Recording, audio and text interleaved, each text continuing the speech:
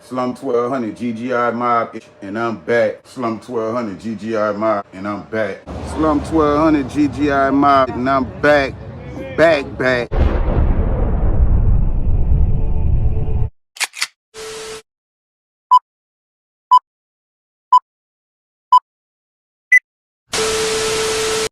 Getting money in the hood, straight drop.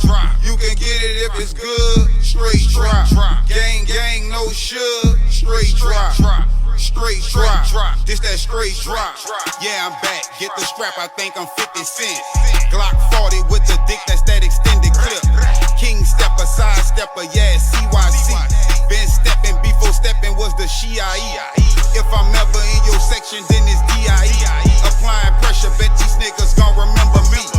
Ocean views, world news, blowing killer Cali. Counting racks, talking to my plug in the getting money. Slum 1200 GGI Mob shit, and I'm back. So I'm gonna be giving y'all a little ep about how I got caught up at work release with a cell phone at the Mardi Gras parade in Monroe. So I got a little drop, you know what I'm saying? A drop is what they would call like your job, you know what I'm saying? Like they call jobs drop, you know what I'm saying? Like, you know, usually when you get sent to work release or whatever and you get a fire job, they'll be like, you got a fire drop. So I had got sent out to, well, it's like the jail I got sent to from Bossier. I just done an ep about being in Bossier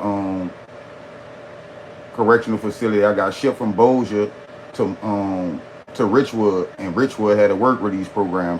I was taught how to hate them. John Roberts says that was one of the first lessons he learned while training to become a corrections officer at Richwood Correctional Center. I was taught that if I can have a pocket knife just in case something go down. He says those words came straight from superiors. The former prison guard kept records of all the abuse he says he witnessed carried out by other guards. Beating him.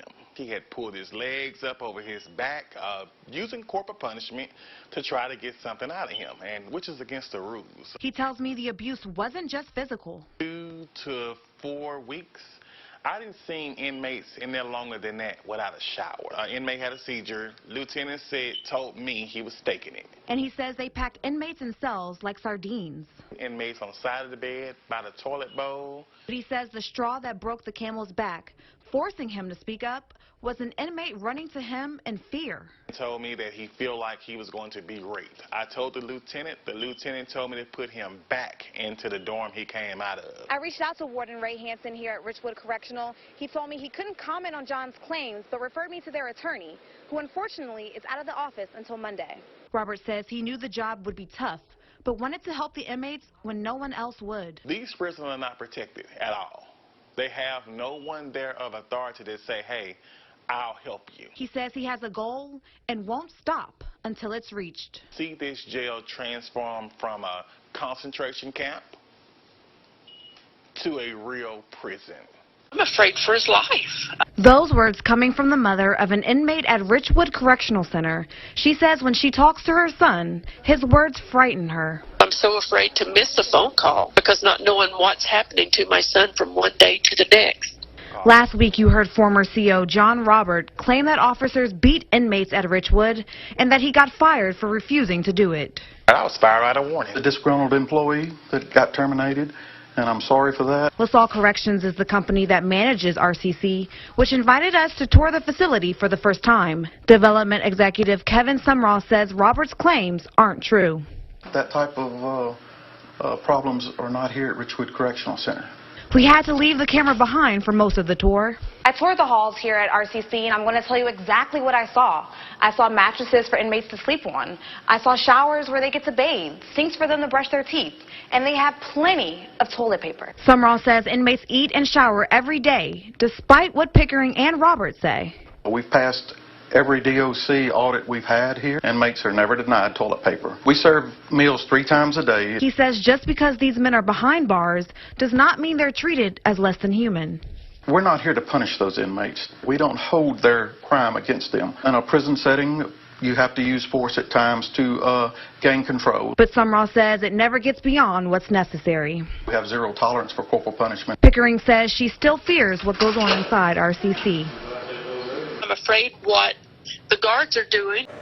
When I first got shipped to Richwood, they, sent me to do the physical or whatever. That's when they check to see, what's going on with your body or whatever, if you could be sent to work in certain settings, you know what I'm saying? So I go through that or whatever, they wind up sending me to work release side. Now, when they send me to work release side, they have a chicken plant, like it's A dome and B dome.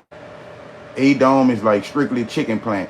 Under the center's work release program, he was employed at Foster Farms, a chicken processing plant in Farmerville, Louisiana. On December 6, authorities reported to the public that a manhunt was underway, and police say Tony had left the plant at some point during his shift and is now considered to be an escapee. Take a good look at your screen. Have you seen Kenneth Tony? He is described as a black male, 5'9", 182 pounds, black hair, brown eyes, and was last seen wearing a blue shirt and blue jeans.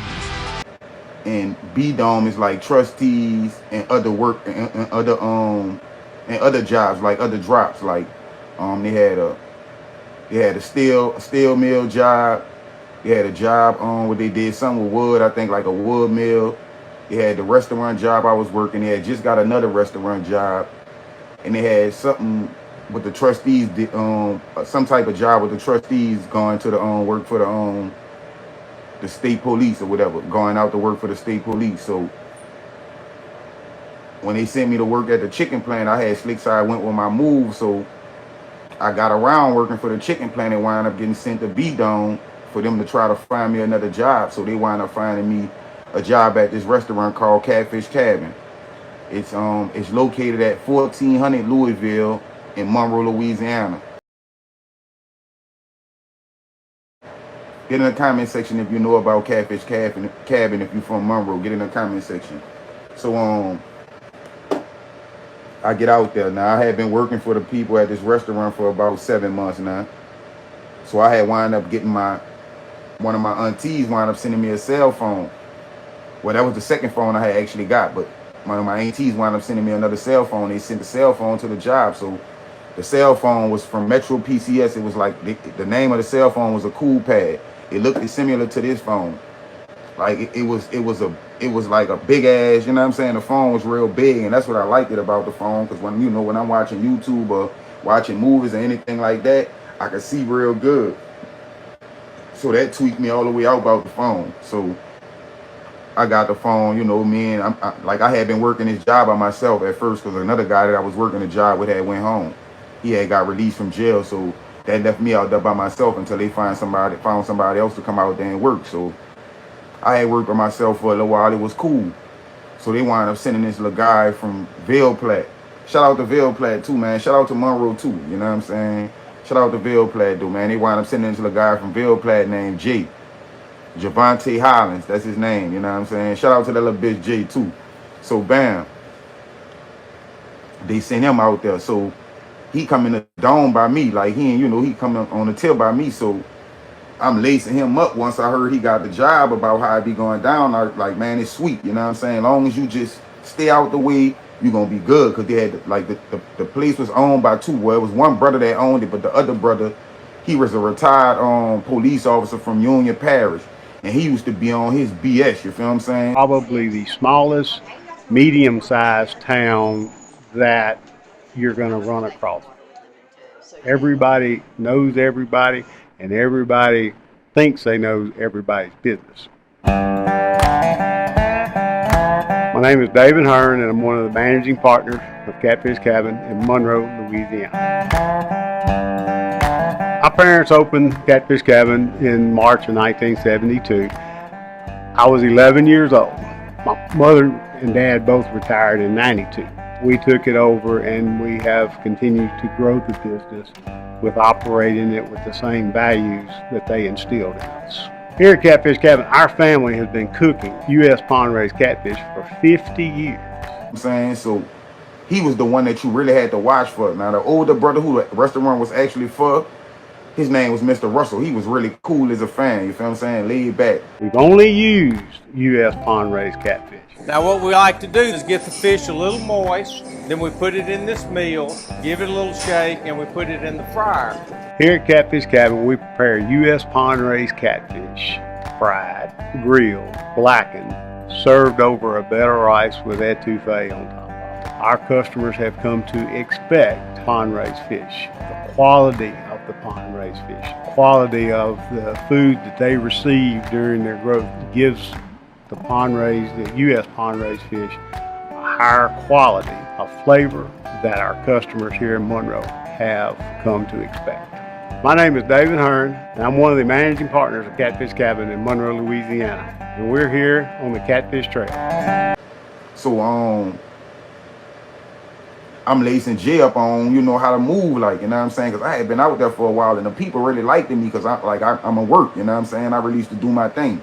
They used to have to tell me to do nothing. I'm doing stuff that the free people they ain't even doing. Like the people that's actually not in jail, they not even moving around and working and doing the type of stuff in a restaurant that I'm doing. So they took a liking to me off the rip because I had been working in restaurants. Like, I had over 13 restaurant jobs. So I'm really, I'm really good at working in restaurants. You feel what I'm saying? So I'm lacing Jay up. So I got the phone or whatever, and they had like this was like February, so they had their Mardi Gras parade coming up because they have a Mardi Gras parade out there in Monroe too. And like I ain't even know that, you know what I'm saying? But they had their Mardi Gras parade or whatever.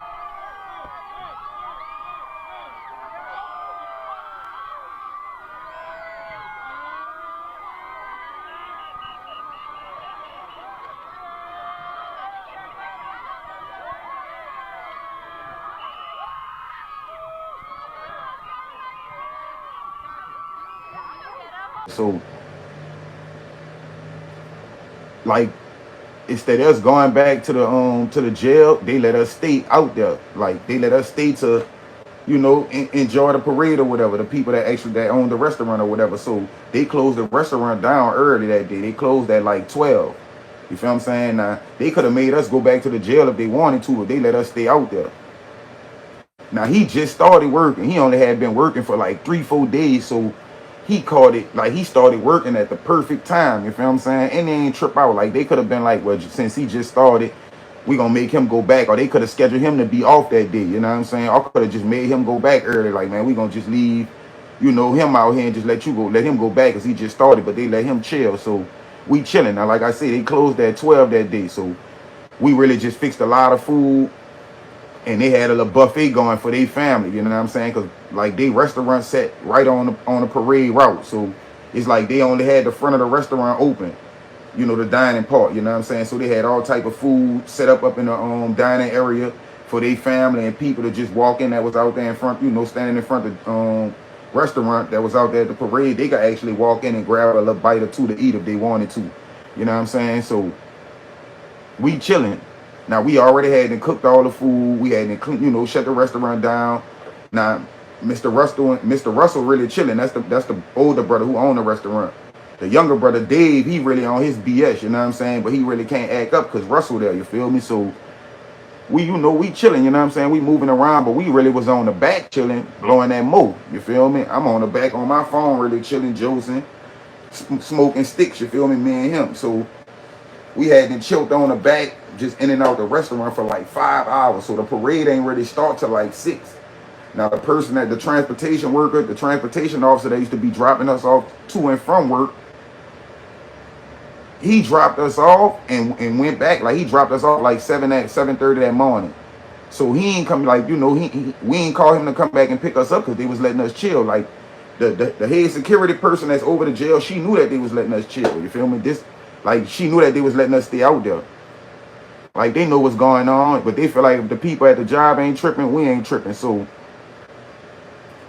he take it up on himself to try to be slick, the transportation officer that dropped us off, and come back and post up around the restaurant where we work at to try to watch us. Now, he off duty. He got off duty at 6. You feel me? The parade ain't really start till like 7. You feel me? So from when he got off, he didn't even go straight home. Well, he probably did hurry up and rush and go straight home, but he hurried up and came back out there and set up with his wife or whatever and his churn. I guess he left them a block down wherever they had set, just walking back and forth, circling around the restaurant trying to watch us. Yo, what's up, hitter brother? I see you. So I'm chilling now. I got regular clothes on. What's up, Atlanta, baby? I see you. So, like I had clothes that I used to be, going by from this little hip hop store right up the street from the restaurant that we was working at, on my breaks, cause like we'll go on break from like 2 to 5. Like, we'll be working splits. So we'll go on break from like 2 to 5, you feel me? So for 3 hours, I'm just really sitting in the back of the restaurant chilling, you feel me? Like smoking my little sticks or whatever you did, my little Joes or whatever, on the phone chilling. So I go walk to the little strip mall and go, buy me little outfits and shit and just leave my shit at the job. You know what I'm saying? Some shit I bring back to the facility, but a lot of the shit I just used to leave at the job just to have regular clothes and shit on, on my break and shit just to feel regular, you feel me? So I had then took off my work clothes and had regular clothes on that I had then bought, because like we had the parade thugging, so I don't got my jail clothes, I don't got my gray shirt on, my blue jeans and my boots. I got regular clothes on, you feel my Air Max, I got some bass pants on, and a bad shirt, you feel me? So we chilling. We on the back chilling. So it's like 6 off my work clothes and had, but a lot of the shit I just used to leave at the job just to have regular clothes and shit on, on my break and shit just to feel regular, you feel me? So I had then took off my work clothes and had regular clothes on that I had then bought, because like we had the parade thugging, so I don't got my jail clothes, I don't got my gray shirt on, my blue jeans and my boots. I got regular clothes on, you feel my Air Max, I got some bass pants on, and a bad shirt, you feel me? So we chilling. We on the back chilling. So it's like 6:30.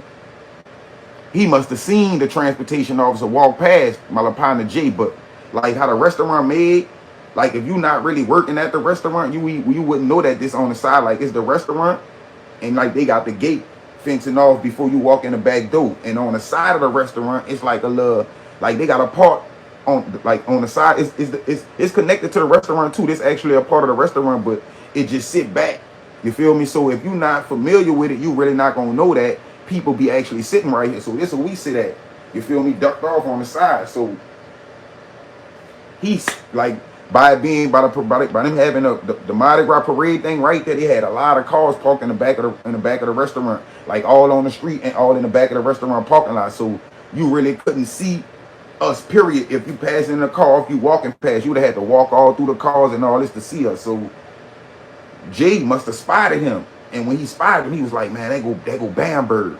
So when he said that, I instantly hurried up, you know what I'm saying? Like I had one of the headphones in my ear. I hurry up, took the headphone out, took the phone, stashed the phone, took the more and shit I had. I stashed the shit, you feel me? So now I pop up, I hurry up and dip off in a restaurant if I could change out the regular clothes.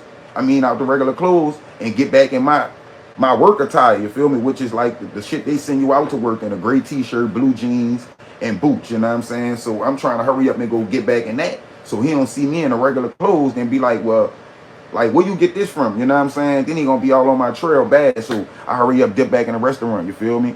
Bam, change my clothes, come back out. Like, man, where he at? You feel me? He like, I don't know. He like, I just saw that boy though. I'm like, man, this nigga stalking, you feel me? So bam, now I ain't even go change back into my regular clothes. I just kept on my work attire because I know he probably in the area.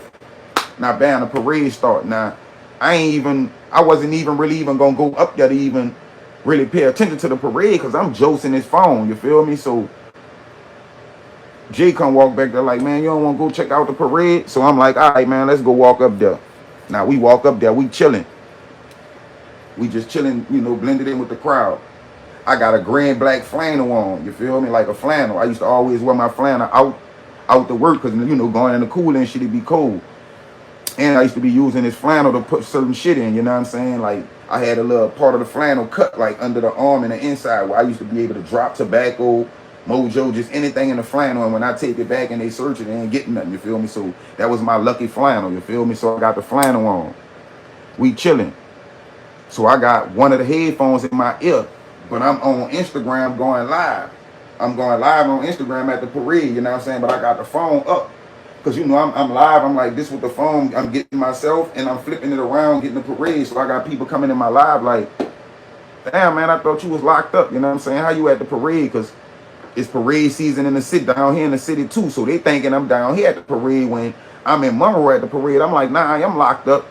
I'm at the Mardi Gras parade in Monroe. You know what I'm saying? They like, yeah. I'm like, yeah, you feel me? At work release. So bam, Jay spot dude again, man. They go Bamberg. So when he say that, I do the same thing. I hurry up, take the one headphone I got out of my ear, the iPhone headphone. I take it out and put the headphones in my pocket because we could have headphones. I could have been listening to a radio or anything. So I hurry up and stuff the headphones in my pocket and take the phone and tuck the phone. So he walk up to me. He like, let me get the phone. I'm like, what phone? He like, come on, man, don't play with me. I just seen you on the phone. Let me get the phone. So I'm like, man, I don't got no phone. He like, I already called the jail and told Captain Lou you had a phone. So just give me the phone right now, man. They ain't gonna lock you up. So I'm like, all right, man, cool, you dig? I'm steady trying to say I don't got no phone. So I'm like, man, Jay like, man, just give him the phone. So I give him the phone, you dig? As soon as I give him the phone, this duck ass nigga holler out, babe, come on. So now as soon as I give him the phone, he go to calling his wife and his churn and telling them to come on. Now they leaving the parade. So now I done got mad, you hear me? Like, but I'm full of that mood. So I ain't got mad because I'm full of the more. I just got mad from what he did. Like, you ain't even come out here you ain't much come out here to enjoy your family. You feel what I'm saying? And enjoy your kids at the parade. You came out here with your family to stalk us at the parade, and you still got your uniform on like you on duty. That's a no-no. You feel me? Because when you get off, you supposed to go change that. You not on duty no more. So bam, he tell his wife and his churn, come on. So now they leaving. They walking up the street, but they walking towards the back of the restaurant.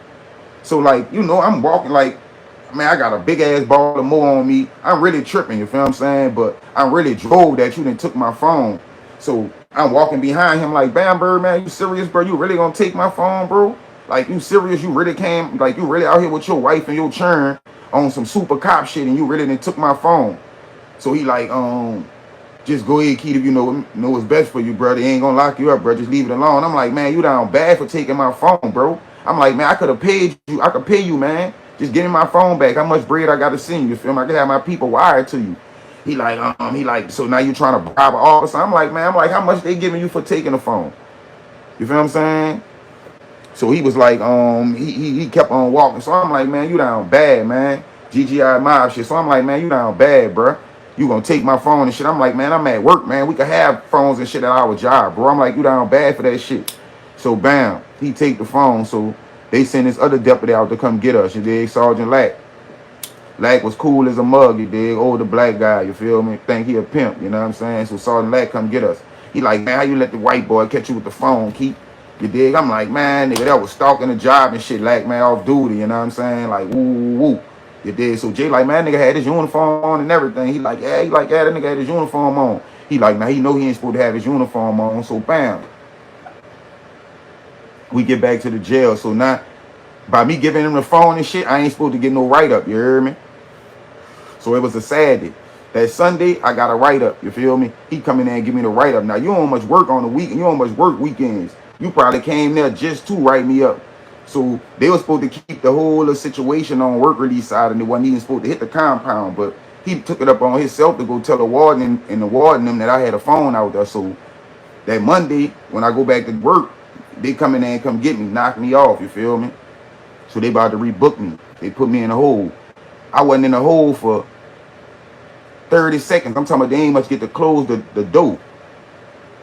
The major was coming right there, let him out there, bring him back to work release side. The shit was so crazy that the people the restaurant that I was working for, they called and threatened the jail and told the jail that if they don't send me back out there to work, they gonna call and report them and let the people know that they left us out there. You feel what I'm saying? Like basically using they shit against them, like blackmailing them, you feel me? So they had to send me back out there. So bam, I get back to work, you know what I'm saying? So now as days go by, this same dude, he's still our transportation officer. He's still bringing us to and from work. You feel me? You know, they be trying to start the small talk and shit in the morning when they bringing you to work and from work and shit. But nigga, I just be quiet, you feel me? So he like, we ride, he like, damn, Keith, what's wrong, man? You ain't yourself, man. You really be talking and this and that, you know, because we be in that bit, listening to music, getting hyped to go to work. Me and Jay might be joking with each other. He just right there, just, you know what I'm saying, gully thinking he really on some police shit, thinking he learning all our lingo so he could use that against us, you feel what I'm saying? So he like, damn, man, something about, you know, you mad at me, something. I'm like, nah, brother. I'm like, it's all good, you know what I'm saying? I'm like, but you could have, like, you ain't had to do that shit like that, you know what I'm saying? I'm like, come on, man. I'm like, man, we was at work, man. I'm allowed to have that shit at my job. So I'm like, man, I'm like, how much they paid you to take my phone? He like, man, I got a $50, Like, I forgot how he said that shit. It was like a $50 like some type of shit, like the petty cash shit. Like they added $50 to his paycheck. I'm like, man, you serious, bro? I'm like, man, I could have gave you $150, $200 for my phone, son. You feel what I'm saying? I'm like, man, but you was on some bitch ass shit and so worried about trying to make, you know what I'm saying, the people at the jail look at you a certain type of way. You played yourself. And look how they paid you. They gave you $50. I'm like, come on, man. I'm like, man, I would have gave you $200, dog, $150, dog, just to let me keep my phone. Son, I'm like, man, you down bad, son. You feel what I'm saying? He like, man, you right, man, but you know what I'm saying? He like, that would have been a nice little penny, you know, $200 versus what they gave me. I'm like, yeah, man. I'm like, you was the whole duck for that. They played you, you know what I'm saying? Like, come on, man, they gave you $50, man, when I was offering you 3 times more than that. Like, come on, man, you played yourself, man. That nigga had me pissed off, man. I wanted that phone, boy. That was my jokes. Look, then the crazy part about that, he took the phone. I ain't even want to be out there no more. You feel me? I told my little partner Jay, I'm like, man, go call the jail, bro, and tell them we ready. You heard me? Because we used to call the people ourselves and tell them when we off, we ready for y'all to come pick us up. Man, I'm like, man, go call the jail and tell them we ready, bro. He like, man, you don't want to be out here no more. I'm like, nah, I don't want to be out here no more, man. Nigga messed my whole jokes up, bro. I wasn't even into the parade and shit no more. I wasn't into the parade no way. You know what I'm saying? But that was the whole reason, you know, I really wanted the jokes. I used to be josing the phone like man, I'm ready to go back. You heard me? That shit had to blow me, man. Nigga took my phone.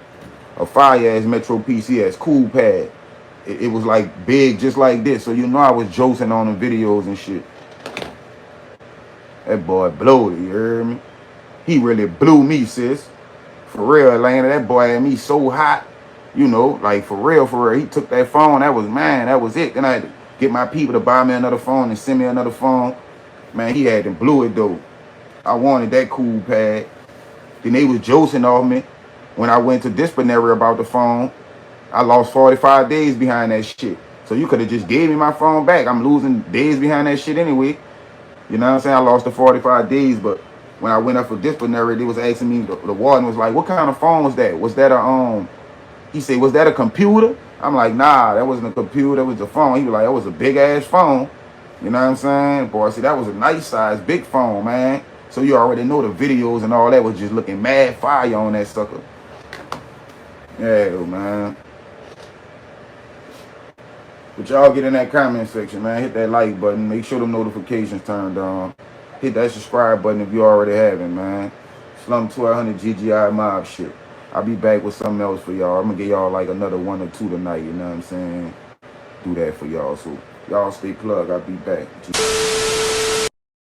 Niggas dying for the bucks and the glory. True story. Trying to make a meal before they see 30. True story. Gotta get it, living life in a hurry. Get rich or die trying till the day that they bury. True story. Niggas dying